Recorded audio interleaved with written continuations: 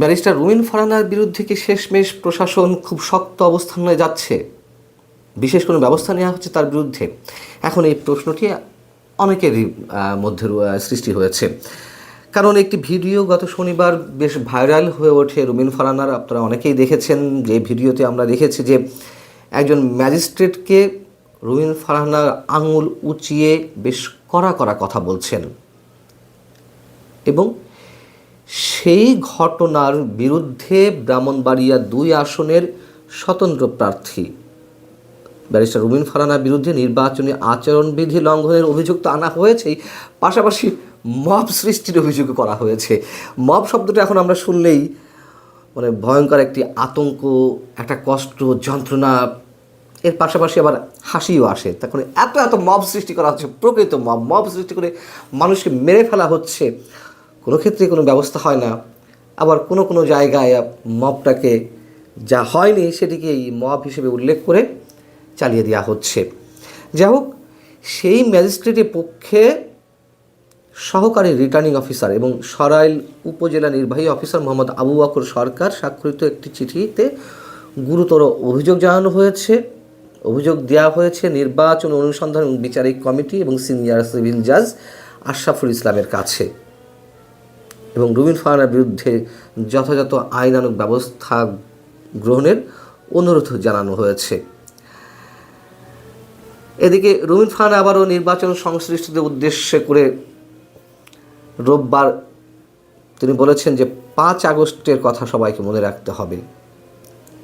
রোববার একটি মতবিনিময় অনুষ্ঠানে তার মন্তব্য এরকম যে, আশা করি প্রশাসন, পুলিশ, কমিশন, সরকার নিরপেক্ষ ভূমিকা পালন করবে, কাউকে ডান চোখ কাউকে বাম চোখে দেখবেন না।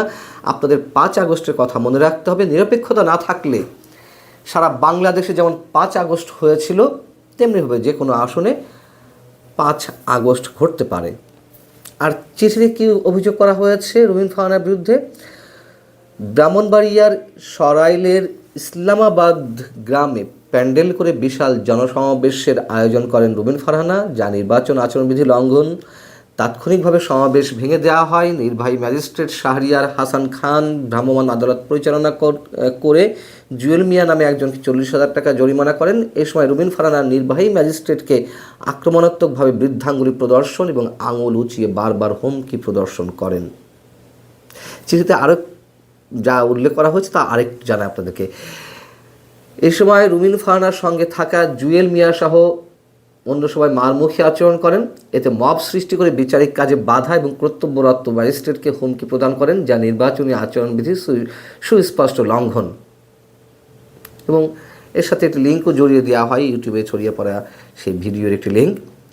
এখন রুমিন ফারহানা বৃদ্ধাঙ্গুলি প্রদর্শনের অভিযোগটি অস্বীকার করেছেন। তিনি গণমাধ্যমকে বলছেন যে, প্রতিদ্বন্দ্বী প্রার্থীর সভা থেকে প্রশাসনকে বৃদ্ধাঙ্গুলি দেওয়ার বিষয়টি বলতে গিয়ে আমি আঙুল উঁচু করেছি বা এরকম দেখিয়েছি আর কি। আশা করি প্রশাসন কারোর পক্ষ নেবে না।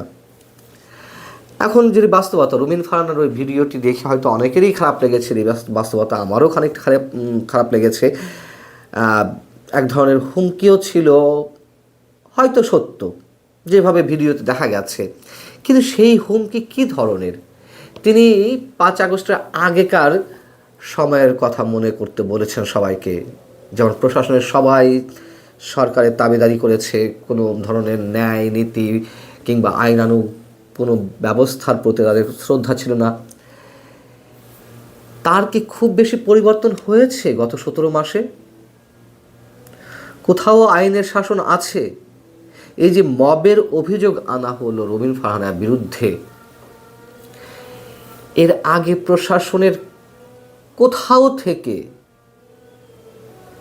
কারো বিরুদ্ধে এরকম অভিযুক্ত বা যেগুলো প্রমাণ আছে সেগুলো নিয়ে কোথাও মব শব্দটি উল্লেখ করা হয়েছে? হয়নি তো। রুমিন ফারহানার বিষয়টা আমি আবারও বলি, হয়তো অনেকে খারাপ লাগতে পারে, তিনি মেজাজ হারিয়ে ফেলেছিলেন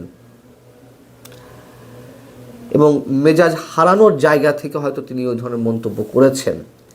কিন্তু প্রশাসন যে কারো কারো ক্ষেত্রে অতি নিরপেক্ষতার ভাব দেখাচ্ছে, আবার কারো কারো ক্ষেত্রে একেবারে উদার ভাব দেখাচ্ছে, শাক দিয়ে মাছ ঢাকার মতন অনেক কথাবার্তা আমাদেরকে শুনতে হচ্ছে, সেগুলোকে তাহলে কি দিয়ে বিচার করব? এই যে কথিত নির্বাচন, আমি এখনো পর্যন্ত এটাকে কথিত নির্বাচন বলবো, আদৌ নির্বাচন হয় কিনা আমরা জানি না। তারপরেও এই নির্বাচনকে কেন্দ্র করে তো এর মধ্যে কম ঘটনা ঘটেনি, অনেক বড় বড় ঘটনা। পোস্টাল ব্যালট পেপার বিশেষ একটি দলের লোকজন নিয়ন্ত্রণ করছে। প্রবাসে পোস্টাল ব্যালট পেপার যার তার হাতে চলে গেছে এবং বিশেষ কায়দায় সেগুলো বিশেষ বিশেষ ব্যক্তির হাতে পৌঁছে দেওয়া হচ্ছে, এরকম অভিযোগ তো আনা হয়েছে। বিএনপির পক্ষ থেকে এই অভিযোগ আনা হয়েছে, নির্বাচন কমিশনের কাছে তারা এই অভিযোগ জানিয়েছে। ছাত্রদল এই অভিযোগ সহ আরও বেশ কয়েকটি অভিযোগে নির্বাচন কমিশন অফিস ঘেরাও করে রাখে, অবরুদ্ধ করে রাখে। কিন্তু কাজের কাজ কি হচ্ছে?